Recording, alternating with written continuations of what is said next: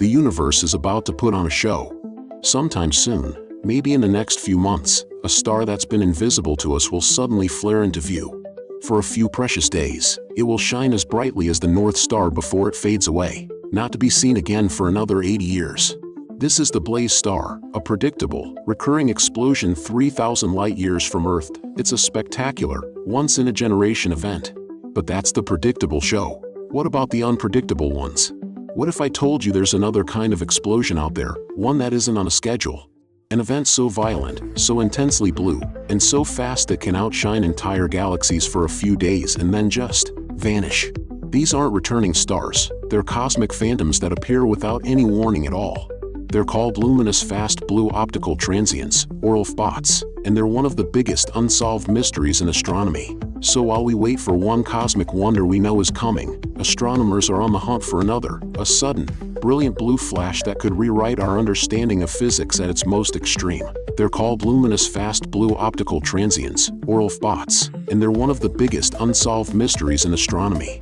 So while we wait for one cosmic wonder we know is coming, astronomers are on the hunt for another, a sudden, brilliant blue flash that could rewrite our understanding of physics at its most extreme. Section 1. The first clue, a cosmic cow. Our story really kicks off in 2018. On June 16th, telescopes scanning the sky picked up something that didn't fit anything we'd ever seen before. About 200 million light-years away in the constellation Hercules, a brilliant point of light appeared where there was nothing before. It was automatically named at 2018 Cow, and astronomers, having a bit of fun, quickly nicknamed it the Cow. But this was no ordinary cosmic event. When we see a bright flash like this, the usual suspect is a supernova, the violent death of a massive star. A typical supernova brightens over weeks and then slowly fades over months. The Cow, however, played by a different set of rules. It hit its peak brightness in just a few days and was gone almost as quickly. And its color was a stunning, almost pure blue, pointing to scorching temperatures much hotter than a normal supernova. Astronomers around the globe scrambled to point every telescope they could at this weird new object. From X-rays to radio waves, the Cow was glowing across the whole electromagnetic spectrum. It was blasting an immense amount of energy into space, but the real puzzle was just how fast it was changing. A normal supernova blows off huge amounts of stellar material, often several times the mass of our sun. The sheer inertia of all that stuff means it can't just brighten and fade over a weekend. There's a physical speed limit to how fast a giant cloud of debris can expand and cool. The Cow was breaking the rules. It was too bright, too fast, and too blue. Initial data suggested it was an explosion 10 to 100 times brighter than a typical supernova. Some theories suggested it was a new, exotic type of supernova, maybe tied to the birth of a black hole or a neutron star. Its location, tucked inside a star-forming galaxy, seemed to support the idea that it came from a massive, short-lived star. For a while, that was the leading, if shaky, hypothesis. It was a strange outlier, a one-off mystery that defied any easy explanation. But then, it happened again. Section 2. Building the case, the camel and the koala. The discovery of the Cow sent astronomers scrambling through old data and fine-tuning their sky surveys. Had other events like this been missed? The answer was a resounding yes. As they sharpened their search, a small but growing family of these bizarre flashes started to show up. Following the new tradition, they got fun nicknames based on their official designations, like ZTF-18 Avkula, the koala, and ZTF-20 Asigmal, the camel. Each new discovery added another piece to the puzzle. They all shared the same key traits: an incredibly fast rise to a brilliant peak, an intense blue color from extreme temperatures, and a rapid fade out. They were all, in a word, LFBOTs. And just like the Cow, these new events were all found inside or very close to galaxies. This pattern seemed to lock in the leading theory: LFBOTs had to be some rare and extreme form of a star's death. Here was the leading idea: the universe is filled with massive stars, some over 50 or even 100 times the mass of our sun. These stars live fast and die young, ending their lives in cataclysmic supernova explosions. Maybe LFBOTs were just a special, super rare version of these events. Perhaps it was a direct collapse supernova, where a huge star's core implodes directly into a black hole. skipping the usual explosion mechanics and instead launching a massive, focused jet of energy. Or maybe it was a star colliding with an existing black hole in the galaxy. Whatever the specific cause, the link to galaxies seemed crucial. Galaxies, especially their spiral arms, are the universe's stellar nurseries. It's where massive stars are born, live their short lives, and die. So, finding spots in these locations made perfect sense if they were some kind of exotic supernova. The evidence, though circumstantial, was pointing in one direction. The mystery of spots seemed to be slowly resolving into a picture of extreme stellar physics. But that's when the story got really strange. Just as scientists thought they were getting a handle on these blue ghosts, a new discovery in 2023 didn't just add a new clue, it blew the whole case wide open. Section 3. The Twist, the Finch in the Middle of Nowhere. On April 10, 2023, the Zwicky Transient Facility, a robotic camera that scans the entire northern sky every 2 days, flagged another one. It was immediately designated at 2023 FHN and, you guessed it, nicknamed the Finch. At first, it looked like a textbook LFBOT.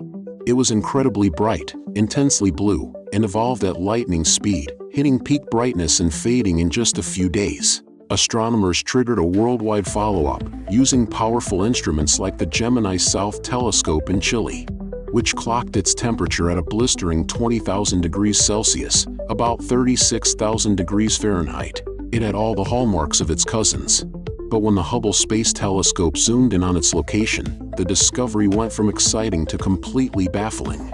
Unlike the cow, the camel, and every other LFBOT found before, the Finch wasn't inside a galaxy. It was floating in the vast, empty darkness of intergalactic space. To be precise, Hubble's sharp vision placed it about 50,000 light-years from a nearby spiral galaxy and 15,000 light-years from a smaller dwarf galaxy. For all intents and purposes, it was in the middle of nowhere.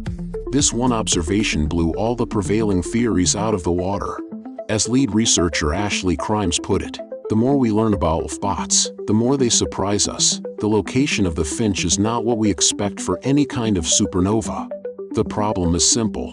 The types of massive stars thought to cause these explosions are like cosmic mayflies. They're born in dense clouds of gas inside galaxies, burn through their fuel in just a few million years, a blink of an eye in cosmic terms, and die very close to where they were born. They just don't have enough time to travel 50,000 light-years out of their home galaxy before going boom. So if the Finch wasn't a dying massive star, what on earth was it? This discovery implied that whatever creates these brilliant blue flashes can happen far from the bustling star-filled cities of galaxies, out in the silent, dark suburbs of the universe. It sent scientists back to the drawing board and forced them to consider a much more exotic culprit, a missing link that astronomers have been hunting for decades. Section 4. The Investigation, Hunting for a Missing Monster. The shocking location of the Finch brought a more radical theory back to life, one that involves an object whose very existence is still a matter of debate, an intermediate mass black hole, or IMBH. In the universe, we have solid evidence for two kinds of black holes.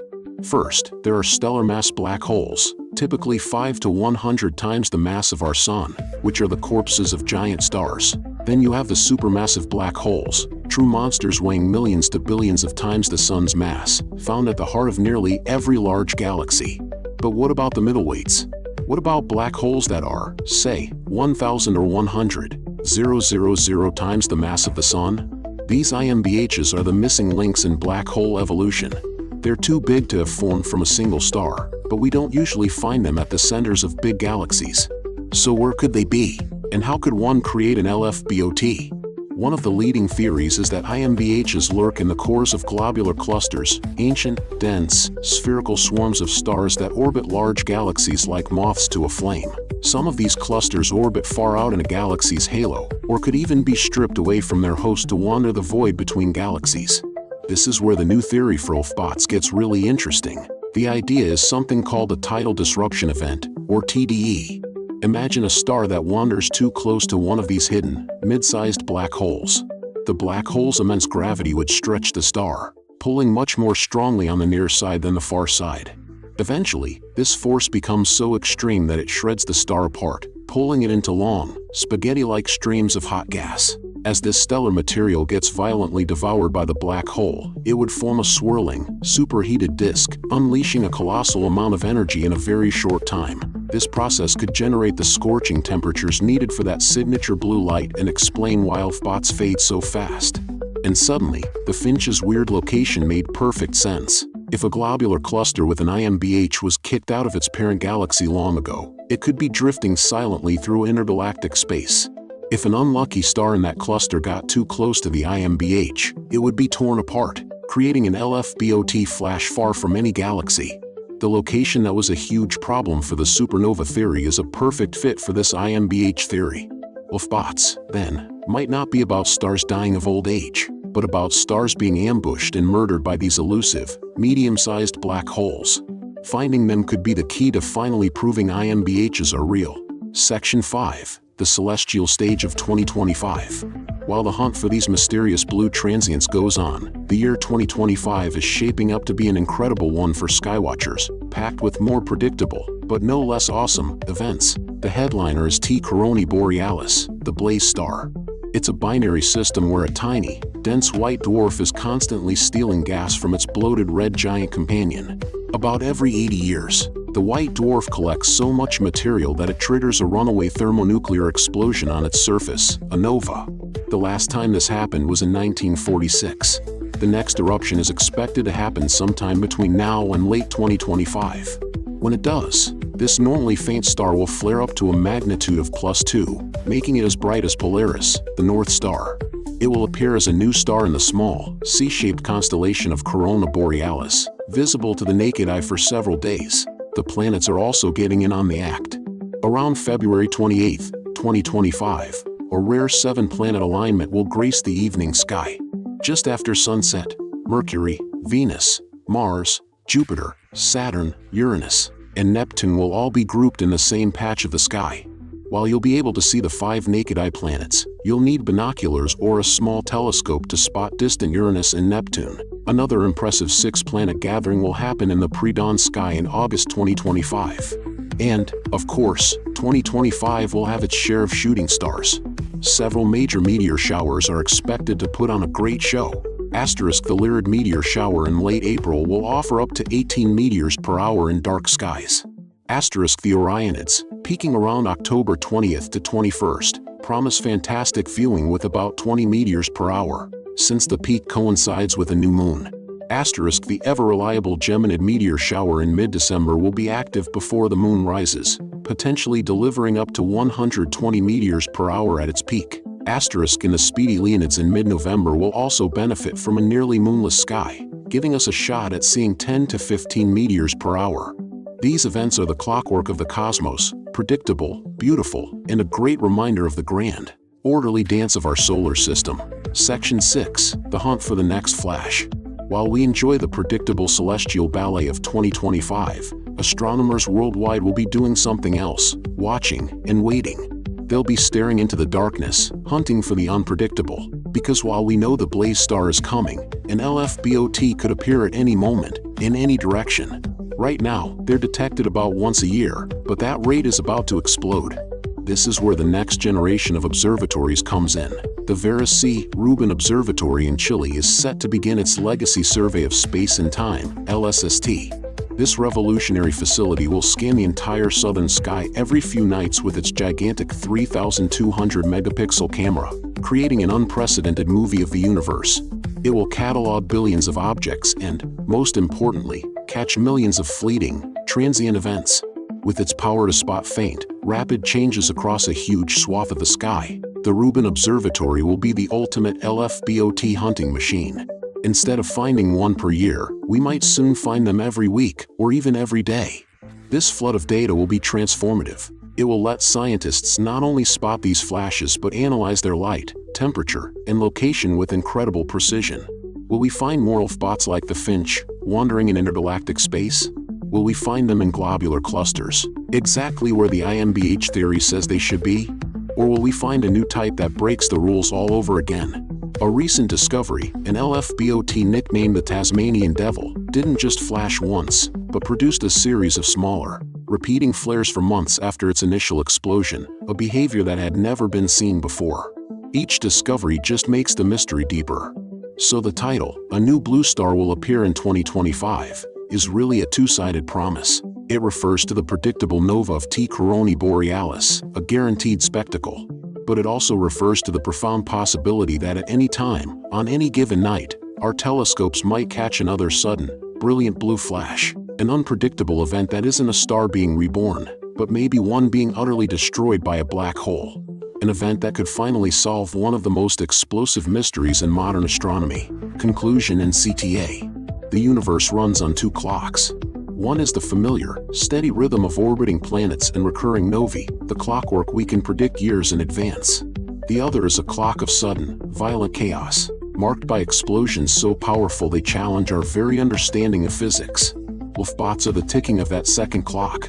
From the first baffling discovery of the cow to the rule-breaking isolation of the finch, these events have taken astronomers on a wild ride into the unknown. They've forced us to question how stars die and have opened a new window in the hunt for those elusive intermediate mass black holes. These brilliant blue flashes aren't just cosmic fireworks, they are signposts pointing toward new physics. So as we look up at the sky in 2025, we'll witness the clockwork in action with planetary alignments and meteor showers. We'll hopefully see the return of the blaze star, a nova foretold by the laws of physics. But at the same time, we'll be listening for the tick of that other clock. We'll be waiting for the next blue flash, the next clue in a cosmic mystery that is just getting started. What do you think is causing these incredible explosions? A dying star, a black hole, or something else entirely? Let me know your theories in the comments below. And if you want to stay on the front lines of cosmic discovery and find out what we learn from the next LFBOT, be sure to subscribe and hit that notification bell. Thanks for watching.